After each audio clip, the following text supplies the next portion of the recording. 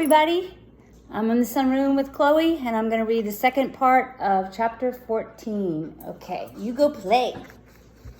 So I'm on page 124. So here we go. Vola paused as though she knew he needed time. Then she pressed down firmly. It was a strange thing to do, but Peter didn't pull away, didn't move a muscle, didn't even draw a breath, because at that moment her strong grip was the only thing keeping him from flying apart. Well, that's over now, she said. Isn't it? She rose. I may not have your answers, boy, but I do know one true thing about you. You need food. A lot of food. You're 12, you've slept out in the cold, and you've got a bone to heal. I'm going to set that bone now. Then I'm going to start cooking, and you're going to start eating, and neither one of us is going to stop until you say so. Got it? Peter's belly was suddenly a hollow, snarling crater. Yes, ma'am. I've got it. Vola rummaged under the sink and drew out a sack of plaster. Peter watched her sift some into the bucket and then pump in some water. Then she brought over the things she'd been sewing. Foot up. Vola propped a pillow under his knee and worked a quilted sleeve over his leg like an open-toed sock.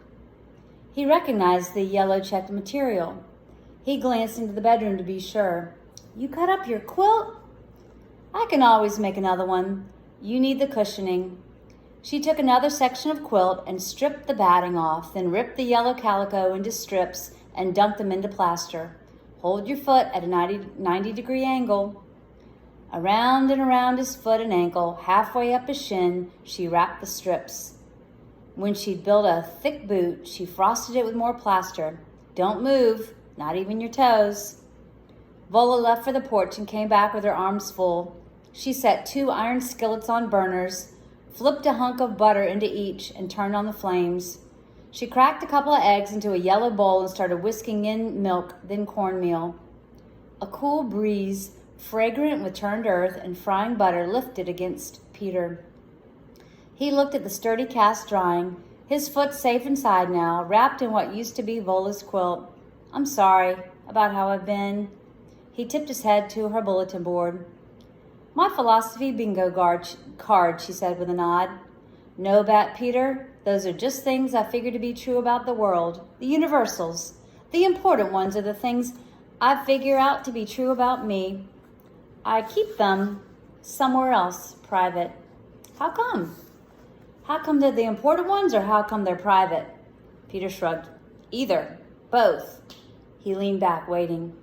Vola eyed him as she sawed a slice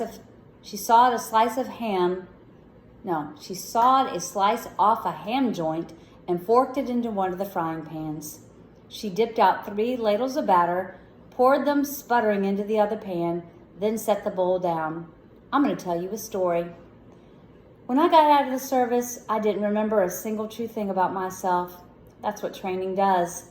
No more individuals, just pieces they can mold to their machine. I was lost my first day as a civilian. Lost. I went into a grocery store. I stared at all the choices, and I kept wondering who I was supposed to be buying groceries for. What filled this person's hungry belly? Gumbo or pie? Beans or bread? In the produce aisle, I broke down because I didn't remember a single thing about myself. Vola went quiet then, her eyes closed. What happened? Peter nudged after a moment. What happened? In the store. What happened in the store? Oh. She turned back to the stove and flipped the Johnny cakes. Peanut butter. Peanut butter happened? Vola tossed her hands into the air. Peanut butter happened, and I was lucky it did. There I was on the floor of the grocery store, dirty, red and white checked linoleum. I will never forget, weeping. And I knew I wouldn't get up until I remembered what kind of food I liked. Vola stacked the Johnny cakes on a blue plate, then paused. Peter thought she might be drifting back to the memory of that grocery store floor. He was glad he hadn't seen something like that, a grown woman sobbing on a dirty grocery store floor. A crazy lady with one lost leg. He felt suddenly protective and hoped no one had laughed at her and that she had gotten herself out okay. And finally I did. I remembered my grandmother telling me that when I first discovered peanut butter sandwiches, I wanted one every day. So I got it from the floor and I bought myself some peanut butter and bread. I filled my cart with peanut butter bread because I decided I wasn't coming back until I knew for sure something else I liked to eat. And I was afraid that might be a long time. She added the ham to the plate, slapped on a scoop of applesauce, and brought it over to him along with a white pitcher of maple syrup. Eat. Peter flooded the plate with syrup and loaded a fork. The cornmeal had a gritty crunch. The ham was smooth and salty against the sweet syrup. It was the best food he could remember eating. And was it? He asked when he'd cleaned half the plate. A long time before you remembered something else? Vola pressed a finger to the drying cast. Almost set. Keep still a while longer. She went back to the stove and carved more ham and ladled more batter into the skillet. It was. People around me, they called it PTSD, post-traumatic stress disorder, from being in the war. And they were right that I was sick. But I knew it wasn't being in the war exactly.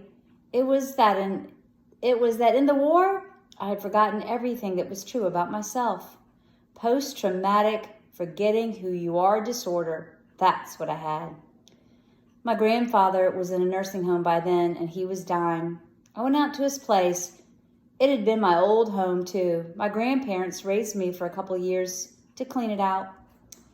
It was the end of summer. The orchard was an untended mess, but there were still some peaches hanging on.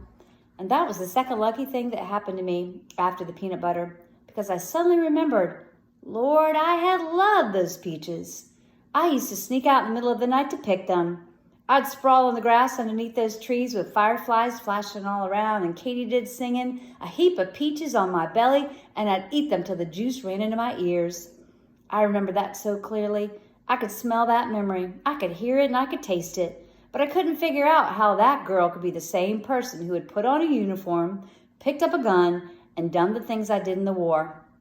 So I reached up and picked one of those peaches, and I laid myself down on the grass and bit into it, and there I was. I found another little true piece of my old self. She brought the skillet over and stacked more Johnny cakes and ham onto his empty plate, then went back to the stove.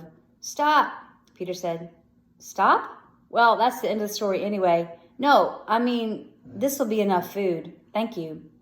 Peter wished again that his fox were under the table, wondered again if Pax was hungry, and then had the curious sense that he wasn't, that tonight at least Pax had food in his belly. So then what? He asked after loading his fork. You were okay? Vola set the skillet in the sink and came back to sit across from him at the table.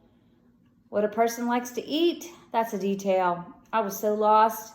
I needed to find out all the true things about myself, the little things to the biggest of all. What did I believe in at my core? Peter figured he knew what was coming, like war. Now you're anti-war, right? Vola steepled her fingers under her chin. That's a complicated thing. What I am is for telling the truth about it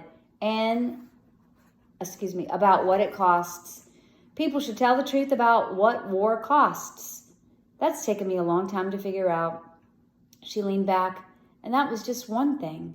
I had to relearn everything that was right and wrong for me, but I couldn't. The world was too loud for me to hear myself think. So I moved into my grandfather's place. I decided to stay there until I knew who I was again. Peter looked up at the jarred peaches on the shelf above him, then recalled the blooming trees in the orchard. And you're still here, he said. This is that place, isn't it? That is the end of chapter 14, part 2. Next chapter should be from the perspective of Pax. We'll see when we read the next chapter.